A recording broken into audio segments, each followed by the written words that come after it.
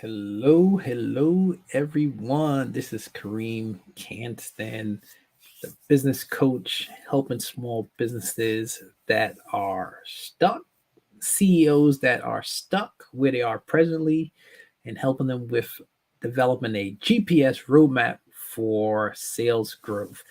And today, I just wanted to come on and talk to you all about true confessions of a business owner with the topic focus on employees. All right, with the topic focus on employees. And if you don't know that much about me, it's fine because I'll tell you a little bit about me. So, um, been working with small business owners, helping them be strategic about the growth, helping them to find a place of growth, come up with a strategy plan for growth, and that stuff I just love to do, right? So, um, also own part owner of a franchise, QSR, which stands for Quick Service Restaurant Franchise, multi-unit owner of that, and I was on my way driving back home from one of my stores, and I'm like,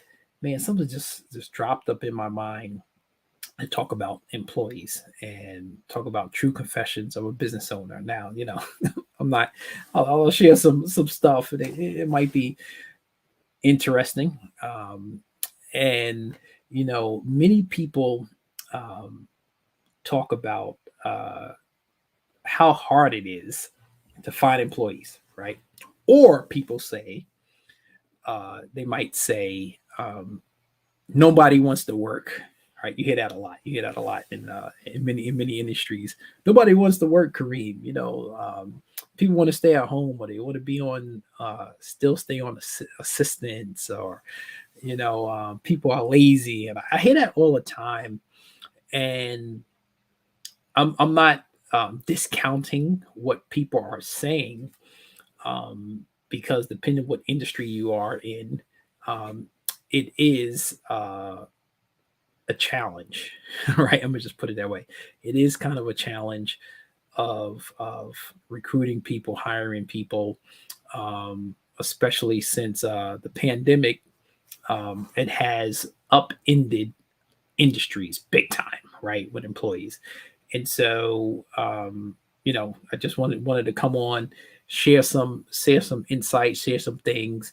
Um, some stuff will help some people out. Some stuff won't. We could just talk. If anybody wants to, definitely talk in a private manner. You could definitely in the post, you could say me, you could say ouch, and I'll respond to you. You could direct message me and say, hey, Kareem, man, let's jump on a Zoom call. Let's have a chat about certain things. But I really want to share. And this is mostly about the quick service industry businesses that we own. And so um, I'll share a couple of things. We are always recruiting, right? We're always recruiting, and it's um, just because of what the industry is all about right now. And so you have a lot of volatility in the quick service industry with employees. And if you are not recruiting, if you're not staying up on recruiting people, with people, talking with folks, you might not need anyone now, but who knows what's going to happen tomorrow? Who knows what's going to happen next week? Um, who knows when somebody's going to shift and get another job, or move away, or get hurt, um, um, might just some people don't want to work, right? And so at your place, they decide to go someplace else. And so right now, employees have many options. And so I don't hold anything against anyone, um, especially when there's many opportunities for people to work in many different places, and do what they want to do. On top of, now we are dealing with, you work at a place one day, get paid the same day, or you could turn on an app on your phone and do a service for someone, drive for, deliver food, take people from place to place. You could turn on your app, do a service, and get paid as soon as you finish the service, or that same day or the next day. And so there's a lot of competition out there, right? And so what I've been telling people is you have to think differently. I'm gonna say that again. You have to think differently about your employees. You have to think differently about how you recruit them, how you train them. Um, you have to be more flexible now more than ever, which I don't consider that a bad thing. Some people don't like it, but um, here's an opportunity for you to up your service, right? Up your service, right? And so we have had the stuff like other people where we set up interviews, people don't come. We have people fill out the paperwork, they don't come. So we have those issues. Or somebody works for a couple of days or a couple of weeks or a couple of months, and they're not there anymore. They found something else. But then we have these stable people, right? We have some stable folks that are consistent. They've been with us for months. We have a couple people that's been with us for more than a year. And so you really need to look at your industry and really need to look at your processes. Now, let me talk about what some people don't want to talk about, theory, right? There's a lot of theorists out there. There's a lot of people that say, hey, buy my software program and we're going to help you with retention. Buy my program and we're going to help you with recruiting, in which we do use a great program called WorkStream that helps us out to fill a lot of vacancies, put people in the pipeline. Does a lot of AI for us, even though we're doing high touch calling and emailing. But a lot of theorists says, oh, your culture has to be right. You have to have the greatest onboarding. You have to have this. Let me tell you something. The people that are not in where you are, they're not in the day to day. They can tell you all the things that the great things that they've been taught, or the tools that they have, but they're not boots on the ground. Hey, what's up, Donna? What's up, Donna? I see some people. Hey, man, invite some people, man. We're talking about true confessions of a business owner with a focus on employees. So invite some folks in here, y'all. Invite some more people, right? Tag some people, right? And say, hey, yeah, just jump in. And so, you know, it's and then I'm going to show you about like how we view some culture, some customer service stuff, and how we kind of make it in kind of our quick service restaurants a little bit different. Might come from a training background, come from a background of encouraging people and training people, a lot of soft skills training. And so it's interesting that people before the pandemic, especially working with a lot of business owners, they did not view employees as valuable because there were so many applicants, so many people to choose from, so many people to reach out to.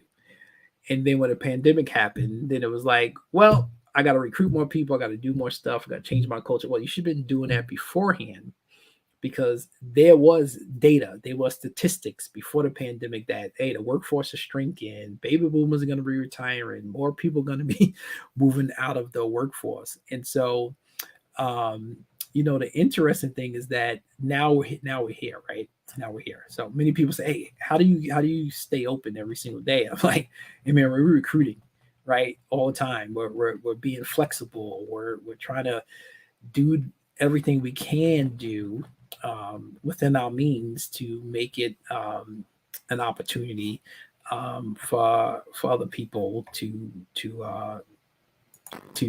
be in a great work environment. So let me talk about some stuff, right? What I really wanted to talk about is this notion of employees. And one of the things that a lot of not a lot, I'm going to say a lot of people, certain people don't understand is that there's contractors, 1099 people, and there's W-2 wage employees, right? And some people know the difference, and some people don't talk about the differences of what they have. So when we're running a quick service restaurant, we don't have any contractors. We have employees, right? W-2 wage employees. We're paying them on payroll. They're getting taxes deducted, benefits sometimes for certain individuals. So we're talking about those people, W-2 wage employees.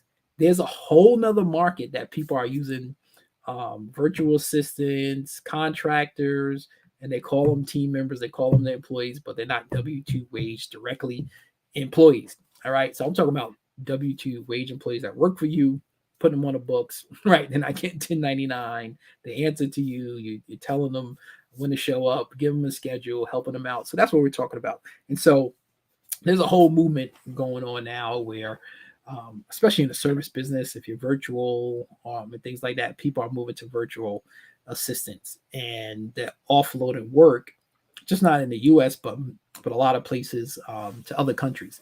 So I want to speak about that real quick, and then I'm gonna move on and talk to you all about service stuff.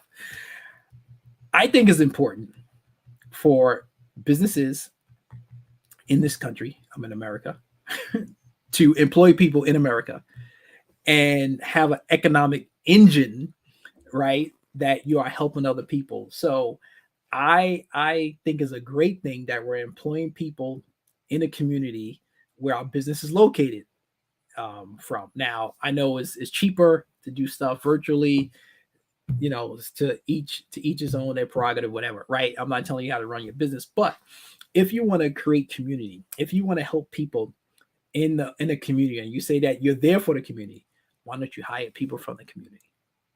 And then I'm gonna move on from that, right? So we're talking about employees here, employees. So I'm gonna share my screen because I do want to share some information here. So this is kind of like what we share with our culture, with all of our employees. So like today I was at one of our stores, and we were doing some training. I did some of the onboarding with people, and the manager did the rest. And so, one of the things that we shared with the employees and was our customer service. Kind of a little bit of culture, a little bit, but really what we believe in our model about customer service for people. And as you can see, the first thing up there is serve the team. We need to be serving the team in order to our team to serve the customers externally, right? And it is a big thing where people forget about the people serving the customer, the people selling product to the customer, and they only think about the customer, meaning external, right? We talk about internal. So we're talking about internally, we're serving the team. There's people on your team that you need to sell your product, open up the business, close the business, do certain things. And so we got to serve them first in order for them to serve externally. And then we talk about this thing having high standards and having excellence and doing things in excellence. And we added this last one just recently is respect. All right, respect. And we had to add that one because many of the people, not many of the people, but we've been seeing it a lot where, and you see this in society, people have lost respect for other human beings. And so now we put that in there, sharing this with people. And so it's important, right? You just think about road rage. You think about seeing videos of people, being disrespected in places of employment and in quick service restaurants and things like that. And so we had to add this one, respect, right? We had to add this one because we need to let employees know that you need to respect your fellow man, right? And you're probably like, why? Because people have not been taught to respect other people, especially what you see on TV. Or the news, you see a lot of disrespect happening. You have people on social media disrespecting other people, talking about people, put it on Twitter, put it on Facebook, put it on TikTok, and think that's the norm. And we have to break those norms when they come into our business. And so respect is a huge thing. I'm going to talk about that and probably leave on that. And so if you have employees, if you have people in your business, talk about this word, right? Having respect for the common person, having respect for the fellow employee, having respect for the people that you work with, or and we had to share with people that you're not being respectful, and we had to let people go because they haven't been respectful to other people. And definitely this, in the quick service restaurant industry, it's known for being harsh, it's known for being bossy, and so we come with a different attitude, and so we ask people to be respectful. um, and so employees are important. Hey, anyone that wants to really do like a private Zoom meeting with me, we can talk about some story. I can't share all the stories, right? But if you want to you want to talk about some stuff, direct message me, put in the comment section me, or put DM, and I'll follow up with you. But employees are important, y'all. Tag some people that's jumping in, jumping out. Tag some people, right? And then say, hey, you got to listen to this, right? Employees are your number one customer. Like we have at any given time 20, 30, 35 employees between our two locations, right? And so employees are important. Employees are important to serve the customer. Employees are important to open up the business, to close the business, to take care of the customer, especially if we can't be everywhere. So it's important that you as a business owner, all right, you as a business owner, take care of your internal customer, which is number one before your external customer. Because if your external customer bought a product or service and you don't have an internal customer, which is your team, your employees that serve them or give them that product, they're gonna be upset. And let me tell you, I get reviews, I get emailed to me, I get complaints emailed to me. I was calling a customer today about it took them a long time to receive an item from one of our stores, and it should have been ready as soon as they walked up, right? But it wasn't, and they had to wait 20 minutes. So that's not being excellent. So employees are important, right? And so so it's interesting. So true confessions of a business owner. We're talking about employees today. Any business owners out there? If you're a business owner, you have employees. I'm talking about W-2 employees. So some people be saying, hey, I got a team, and they team is virtual trainers in the Philippines and in a different country. Yeah, you got a team, but you're not working directly with them. You don't see them. I'm talking about people on wages. Help people out in your community. Put people on the books, man.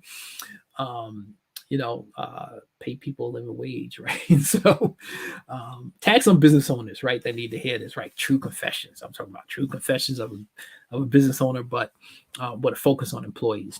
And so one of the things I do, it brings me joy, is to help out people that in society people do not think about helping on a daily basis. And let me explain to that. People that need second chances. One, there's other people that have learning disabilities that are not being hired, right? And so we work with the Autism Society. We hire people with autism. We have people with learning disabilities that are employees, and some of them are some of our best employees. They come to work, they show up on time, they're always eager to work, or they want to come in and put in more hours. Like I had one employee, and he only works one day a week, and when he knows he's going to be on vacation, he lets us know like weeks in advance, but he only works one day a week. There's some people, they don't even tell us, the day before they're not going to be there, right? And so employees are important. You all need anybody that's a business owner, tag, hey, a business owner that has employees, W-2 wage employees, tag them, right? Or share this with them and say, hey, come check this out, right? So employees are important, right? And you have to train employees. Hard skills, meaning that the hard skills of how your business operates, but also soft skills. That's the biggest one I've been seeing, where I talk to people like, hey, have you been trained on leadership? What are you talking about? Have you been trained on communication? What are you talking about? Have you been trained on conflict resolution? What are you talking about, Kareem? Right? Like I hired a new manager for one of my locations, and I said, "Hey, have you seen these training videos before?" No. Have you seen this information? No. They just talked to me and showed me, and somebody else showed me. I'm like, that's great that you had some side by side training, but what about the soft skills training? What about how to talk to people, right? Like I was explaining to one of my leaders, hey, there's a way that you talk to people even if you don't like what they're doing, right? There's a way, we employ also youth, so right, there's a way to talk to youth, and there's different laws and policies and procedures around youth versus adults, right? And so you need to bring a different aspect to that. So as you can see, this is kind of like our customer service, really a little bit of our culture standards about we got to serve our internal team, we got to serve our external customer, we have high standards, and we want people to be respect. So I want if you all want to get on a one-on-one call, direct message me, reply to this post, put me in a post, and listen, let's, we can share some stories, get some tips, share some things with each other. But hey, true confessions of a business owner, focus on employees. This is Kareem Canston, the business coach. I am here to help small businesses get unstuck from where they are and help them develop a GPS roadmap for sales growth. Thank you all for listening. Share this post, comment on this post if you're going to watch it or see the replay. But hey, this is an opportunity, right? I'm sharing some information. Hopefully, this was something that was interesting. Hey, you watched it because it probably was interested, to you all. For those that you came to the end. Listen, rewind when this post is finished and start from the beginning, right? I had many things to talk about, about but also some good things to talk about how we work with employees and how we help people out. So thank you all very much. Give me a thumbs up. Give me some love. Put some comments in the comment section. Tag a business owner on this post or just share with them. Thank you all. Love you. You enjoy the rest of your day.